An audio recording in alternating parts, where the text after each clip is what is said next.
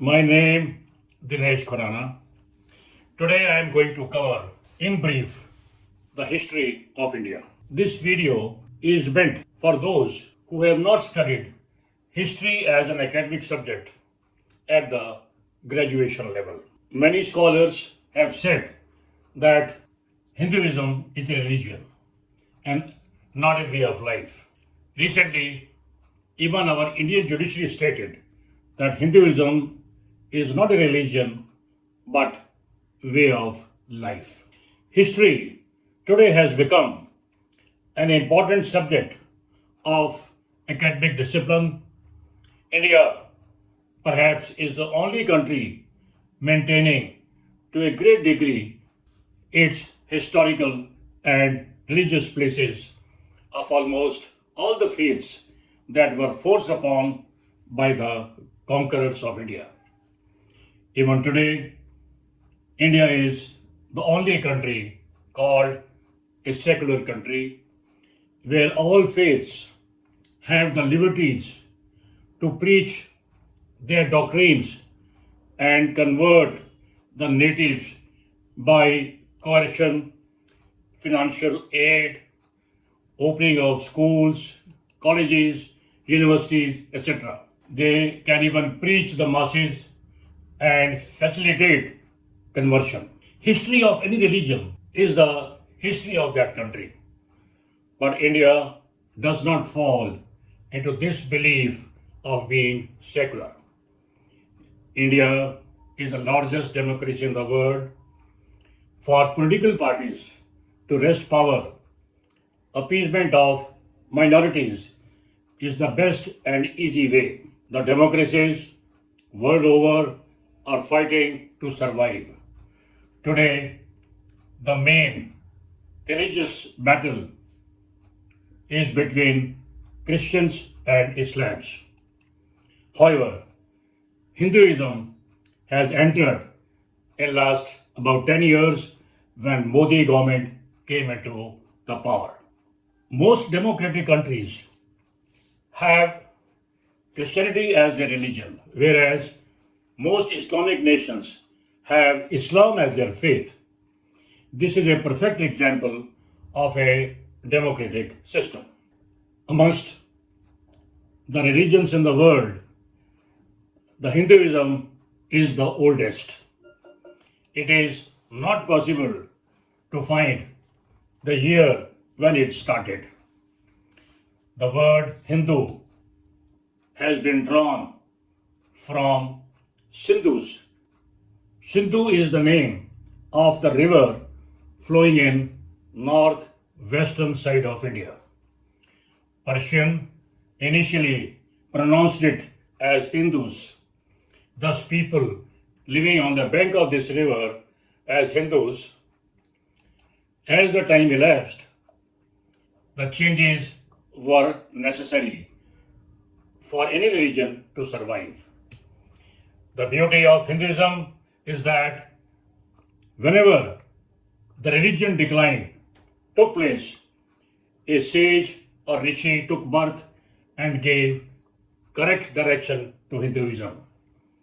I remember a shloka from Bhagavad Gita, Yada Yada Hi Dharmasya Galanir Bhavati Bharta Abhyu Tathanam Dharmasya Tada Tamanam Surjabhyam Pritranaye Sadhunam Vinashaye Cha Dushkatam Dharm Sanstha Panaye Sambhavami Yuge Yuge. It means whenever there is a decline in the righteousness, I take birth. It is from the God who says that I appear when the unrighteousness becomes extreme and I come to clean the system and go back. Religions spread when the rulers encourage its spread and later declare it as a state religious countries. And such countries are generally ruled by monarchs. Examples, Arab countries, where the monarchy is rampant. China, which does not believe in any religion and are communist and governed by a different manner, therefore, India, being secular as their neighbor, has become the hot bed of violence between different religions. The main religion in India are Hinduism and Islam. Almost all the previous government or even the rulers gave many concessions to Muslims to primarily appease them. Even in a most stable democracy, the leaders take oath by their respective religious books rather than the constitution. Thus, it implies that most human beings have one faith, which they practice since their birth and continue till their eternal journeys. I now give a very short history of Hinduism starting from Vedic period. Vedic faith was well established, particularly in northern India, thousands of years before Christ. Governments in India were run based on the Vedas, Upanishads, and Puranas.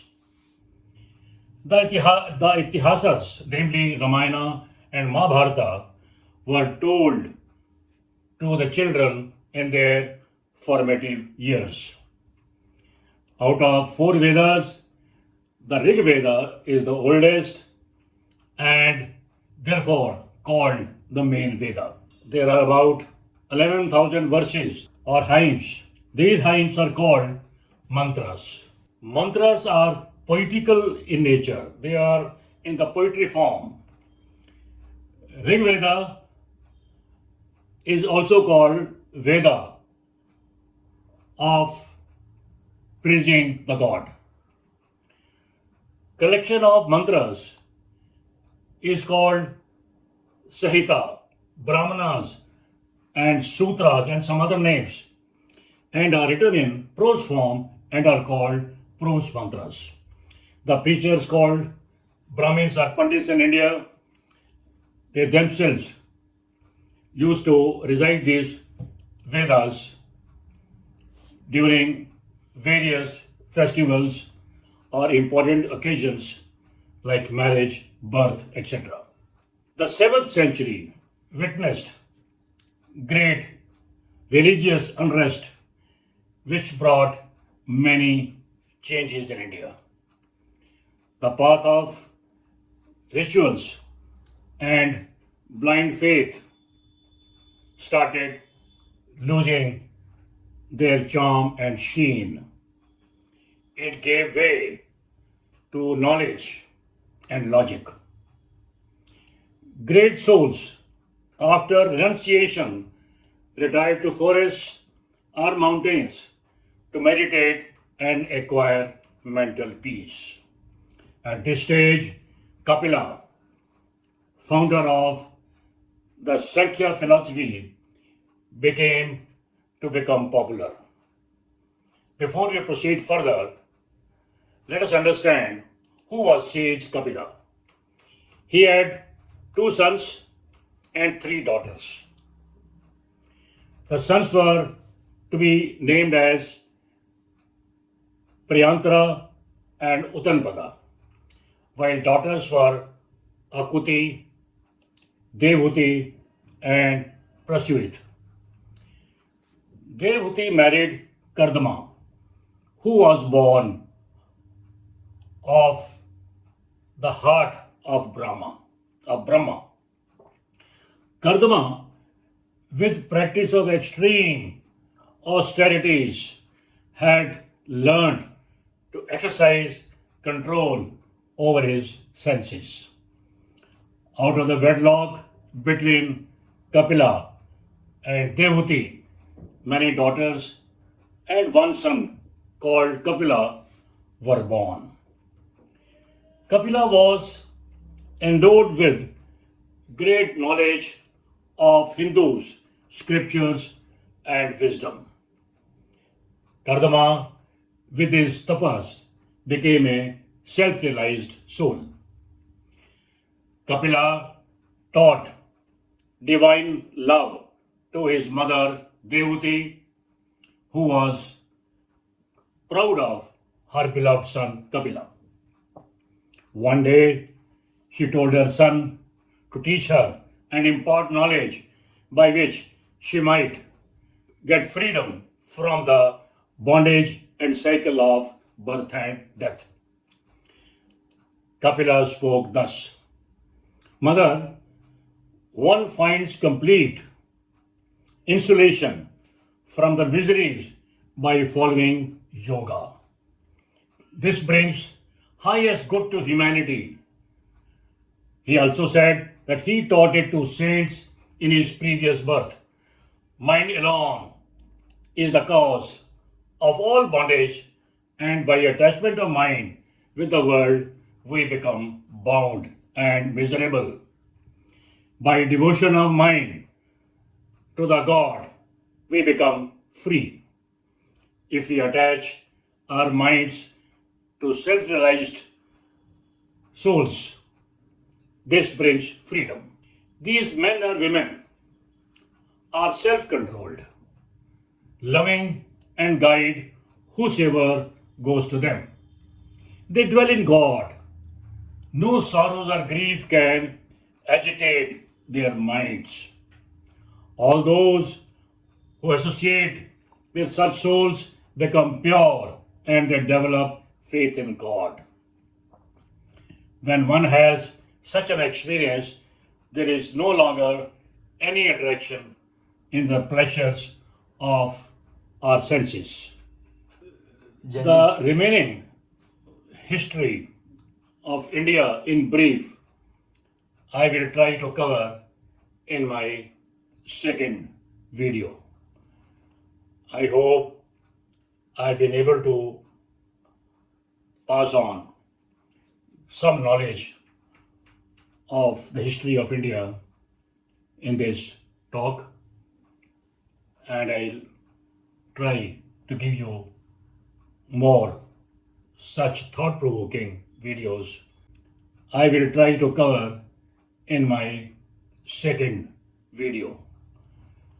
I hope I've been able to pass on some knowledge of the history of India in this talk, and I'll try to give you more such thought provoking videos in the times to come. Kindly subscribe to this video, like if you like, and share. Thank you very much. God bless you.